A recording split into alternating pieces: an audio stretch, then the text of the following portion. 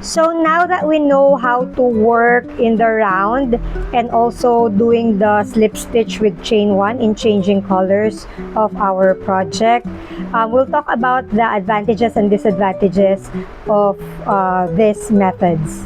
Okay guys, so if you will see the difference, so this is the one with the slip stitch first before starting a new round. So if you can see here, the change of color is smooth, okay? Unlike with the continuous round, wherein you will see where you change the color here, okay? So when I'm doing amigurumis, actually I do the slip stitch, the one with the slip stitch. So especially with changing colors, although if I'm doing an amigurumi with just one color, I do this spiral thingy because you know it won't show, there's no changing of colors or whatever. But if there is a change of color, like for example in the legs of the amigurumi, like there's a sock or the underwear, okay, I do the one with the slip stitch so that it's clean. See, you won't see where you change the colors. The only disadvantage of the one with the slip stitch is that, let me see, let me show you, okay?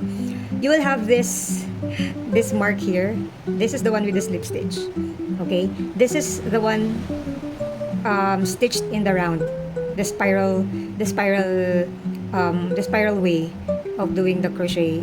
So you won't see any connection here, no marks or anything. It's really clean, so that's an advantage if you're not gonna change colors, okay? You'll just do the round, okay, this one. But if you change colors, it's better to do the one with the slip stitch, okay? Although you will have this like ridge here, like a rib or a spine. So this is the only disadvantage on doing the one with the slip stitch, but you will have a cleaner transition with the colors. When I'm doing amigurumis, I prefer doing the slip stitch with changing colors. And what I do is that I just hide this part. I make sure that the connection is hidden like at the back of the amigurumi so it doesn't show.